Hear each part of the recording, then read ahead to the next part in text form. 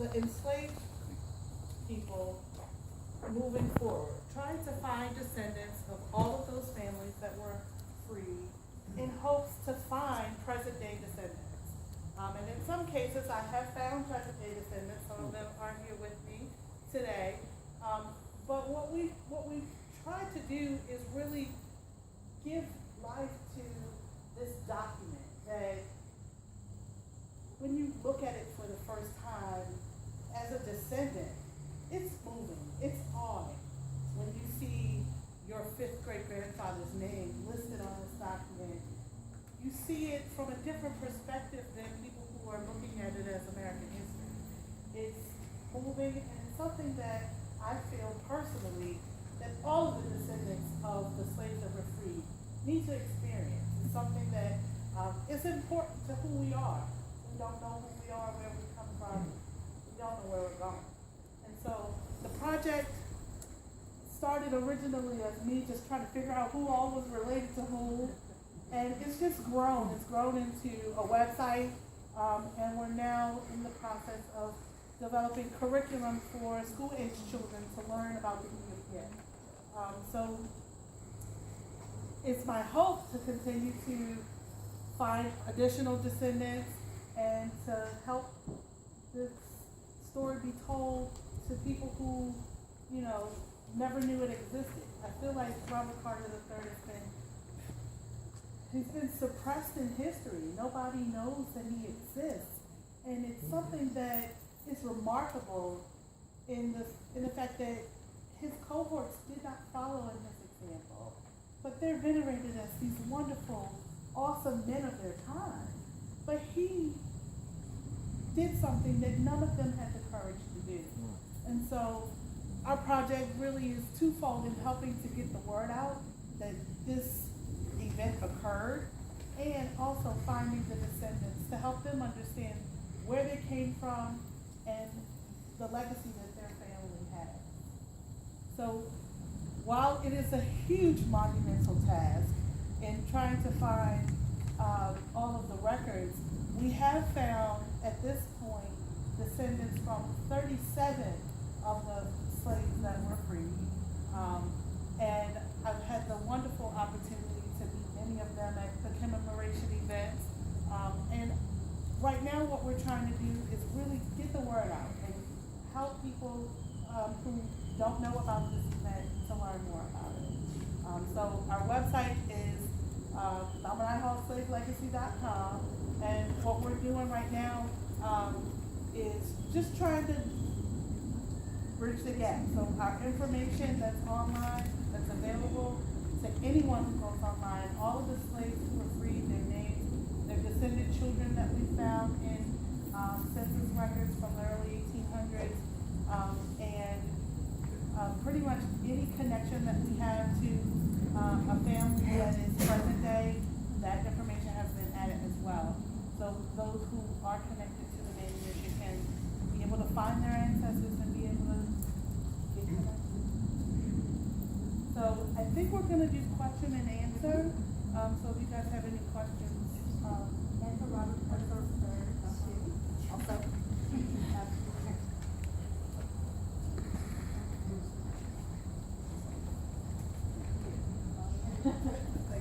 I'll be answering questions as Jared, not as Robert Carter.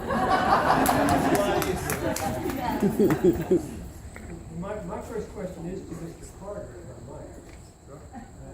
And that is, did you consider or were you advised of the possibility of putting in your will a clause disinheriting any of your heirs who oppose provisions of your will or your deed of manumission?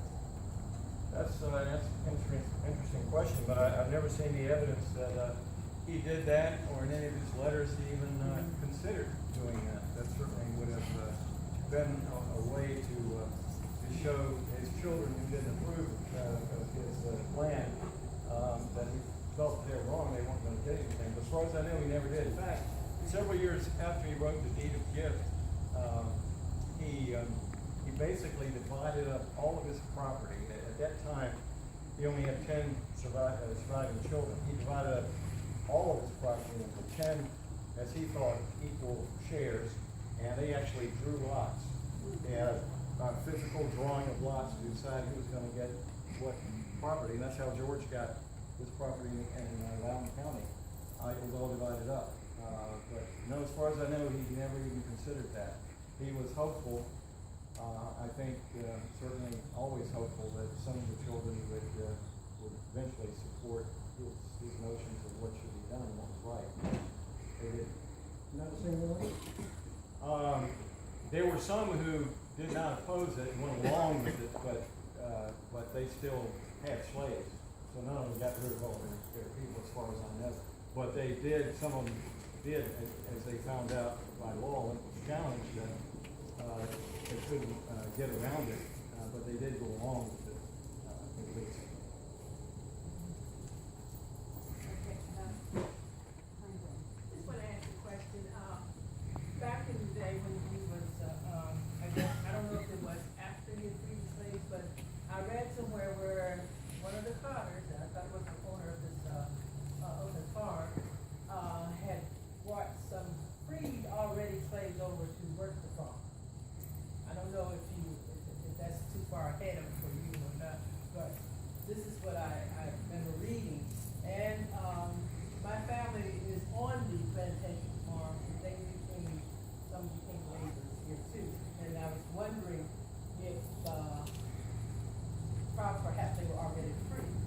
And I wanted to know when and what date they came, and, I'm just curious. I do know that a good number of the slaves that Carter freed did stay on the properties that they were born and raised on as slaves. Some of them did stay on those properties and continued to live there and were employed. And think it's important to understand too that a lot of Carter's slaves were not field slaves. They were skilled. Right. They were millers and blacksmiths and coopers and watermen, cooks, laundresses, had a lot of skills that certainly they could make a good living out of it. So as to the particulars of them, I don't know. I know that, and I'm sure you're acquainted with John Randolph Barton's Flush with Notions of Freedom, in which he goes through and tries to find as much information about the individual slaves as he can. That might be of some help. Certainly you might be of some help in that regard. Absolutely. A lot of the slaves did stay on the property that they lived on. He even went as far as to evict white tenants to rent those lands to the slaves that have been freed. The information that I have on the individual slaves that were freed, after we're done, I can show you some of the records that I have. But they ultimately, he made sure that they had a skill set that would make them valuable to the community. And so many of them were skilled artisans and were the preferred skilled artisans of all the people in the community, which was why they were allowed to stay in the state of Virginia. So many of the laws that were enacted after Robert Carter III freed his slaves were, I feel like, reactionary to the fact that he had freed so many people. They basically made laws that if you didn't have a value to the community, that you had to leave. Yeah, it's early 19th century. I think Carter saw that the laws were going to soon change, that the Manumission law eventually was going to be changed and required, as the public opinion was getting to be, they might be causing trouble. There were slave rebellions in the early 19th century, and I think that he foresaw that this might happen, but when they were challenged later, anyone who had received their freedom under Carter's gift was not required to leave Virginia because they had been freed under this gift and under the old law. But yes, laws were changed drastically in the 19th century. When was the last year that slave rights freed? 1852. Was that Julia? Julia. As far as we know, that was the last slave that was freed. Right before slavery. Kind of related to that, who did he have that took care of all that after he died? He, no, they didn't. That's a good question. The question was, I don't know if you all heard it, who took care of the deed of gift after Carter died. Even before he died, he knew that he was going to need some help with this. He hired a Baptist preacher by the name of Benjamin Dawson, who proved to be not really skilled at keeping records of things. But the one thing that he was good at was his determination to make sure whichever slaves were supposed to be free were going to be free on that particular year. So Benjamin Dawson took over that for him. Carter moved to Baltimore, Maryland. A few years later, Benjamin Dawson continued to carry on Carter's deed of gift. He even made Dawson his trustee, and basically gave him the slave, gave him a deed of trust for all the slaves, saying, you take care of making sure this happens, and he did. And then there were others who took over for Dawson after he died. He wanted to make sure that it was carried forward, and it was. Arlene? But I am a descendant of 7 different families from the deed of Manumission. And I've been tracking my family based on my oral history from Loudoun and Prince William County. And my great-grandmother was a storyteller. And she was born here at Oakland. And she passed that tradition on down to my dad, who passed it down to me, of telling the story. And one of the stories is why we became Baptists. And your deed of manumission was the reason why we stayed Baptist all these years. Because if it had not been for him taking the Baptist faith, we probably would have been enslaved a lot longer. But unfortunately, the deed of manumission that you did helped us in a lot of ways, but freedom did not mean free. And because your friends and your family did not like what you did, they did a lot of nasty things, changing the laws of Virginia to make our life difficult. One of which was being able to stay in the state of Virginia, and having a skill did not matter. It was up to the court to decide whether or not they wanted you to stay or not. So again, our families are being broken up, having to go to a free state. Part of them, a lot of them remained in those free states until after the Civil War, and then came back to Prince William and to Loudoun. But a lot of them remained in Ohio. Our lives were difficult, but we always gave thanks to the fact that there was one man of the so-called founding fathers that had the nerve to do what was right. And we never forgot that. I thought it was important to see how many of those people that was doing that deed of manumission actually got their freedom that was part of my family. And I can bear witness to 39 of them actually got their freedom when they were supposed to get them. 17 of them were not allowed to stay in the state of Virginia, but did return back to Virginia after the Civil War. I do know that your young son George, who owned Oakland, fought hard in the courts to maintain the slaves that he inherited from you, and that he was holding till they got their freedom. Because the chancery cases are full of it, of him fighting and other family members fighting to hold on to your wealth, their property.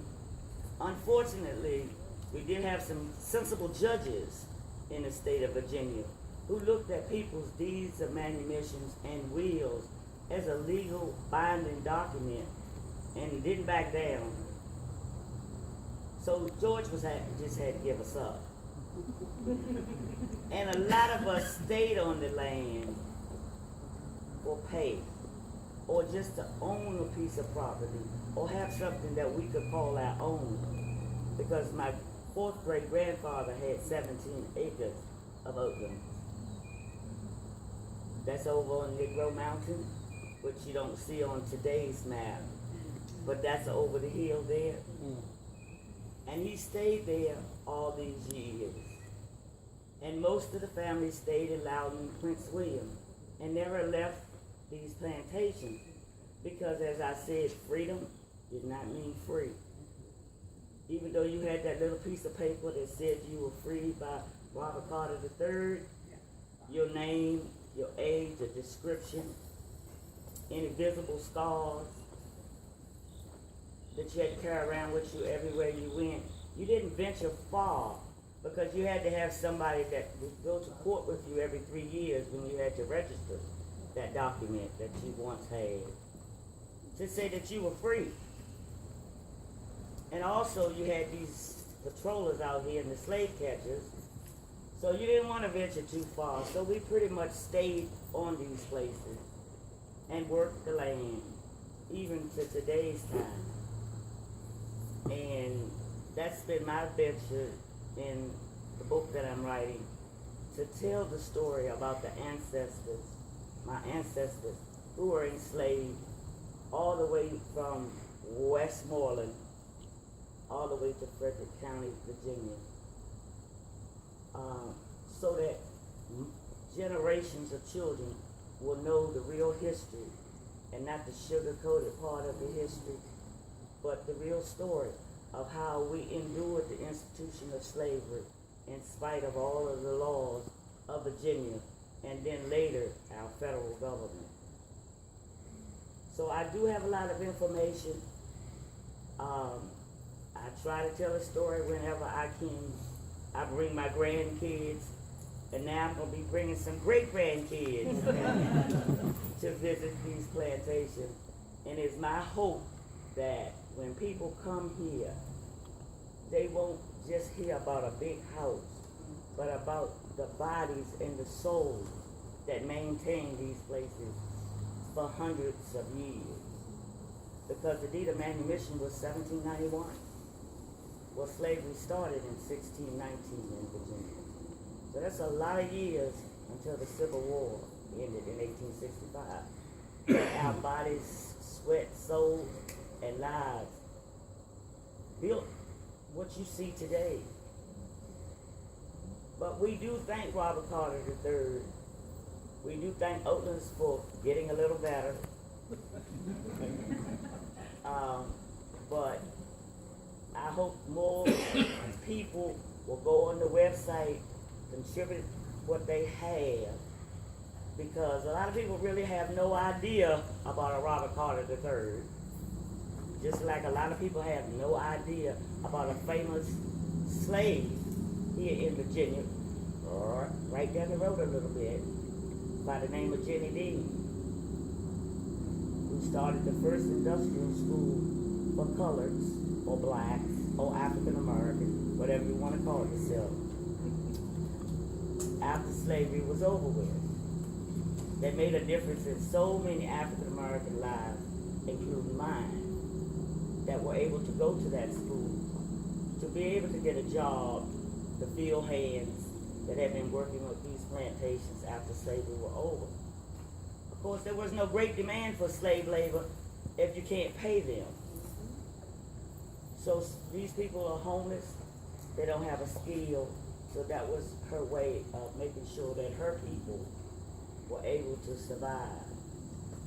But those are stories just like Robert Carter being the first emancipator are not told. And it should be told, especially in the state of Virginia. So y'all work on that.